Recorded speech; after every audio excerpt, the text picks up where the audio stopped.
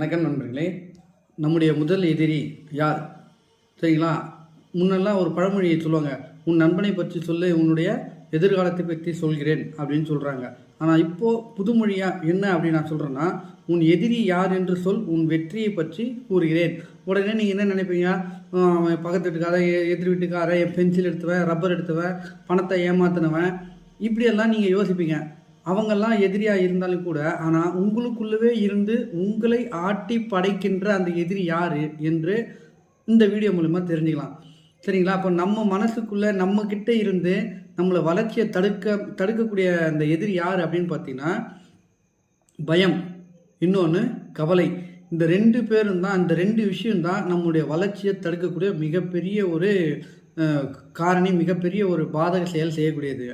சரிங்களா? அந்த பயம் அப்படின்றது பார்த்தீங்கன்னா எப்படி ஒரு நம்ம உடம்புக்கு வந்த ஒரு மிக முத்தின நோய் மாதிரி, அதை சரி செய்யவே முடியாத ஒரு நோய்.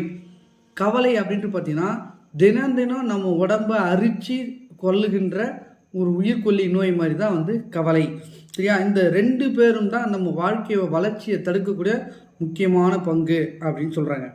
சரி, இந்த பயமும் கவலை இருக்குங்க, வாழ்க்கையில் முயற்சியே செய்ய முடியாது. அப்படியே தப்பி தவறி நண்பர்கள் மூலமா ஏதோ ஒரு முயற்சி பண்ணுறோம் அப்படின்னாலையும் அதில் முழுமையாக வெற்றி அடையவே முடியாது.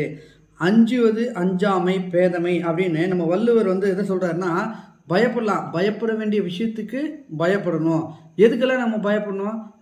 யாருக்கும் தீங்கு செய்யக்கூடாது, யாரையும் ஏமாற்றக்கூடாது, நல்ல விஷயங்களை செய்யணும், அந்த நல்ல விஷயங்களை செய்யாமல் இருக்கக்கூடாது, அந்த மாதிரியான நல்லதுக்காக நம்ம பயப்படலாம். சரிங்களா? ஆனால் ஒரு சில பேர் பாரதியார் சொல்கிற மாதிரி, அஞ்சு அஞ்சு சாவார் இவர் அஞ்சாத பொருள் இல்லை அவனியிலே. உலகத்தில் எல்லாத்த பார்த்தையும் பயப்படக்கூடியவன் நிறைய பேர் இருக்கிறாங்க.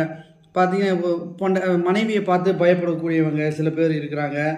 சில டாக்டரு, மருத்துவர், போலீஸு, இவங்களெல்லாம் பார்த்தா காரணமே இருக்காது, ஆனால் பயப்படுவாங்க. இந்த மாதிரியான பயங்கள்லாம் பார்த்தீங்கன்னா ஒரு கற்பனையாக நம்ம மனசுக்குள்ளேருந்து உருவாகிறது தான். இந்த கற்பனையான பயத்தை நாம் ஒழிக்கணும், நம்ம முயற்சி பற்றி மாற்றணும் அப்படின்னு சொல்கிறாரு.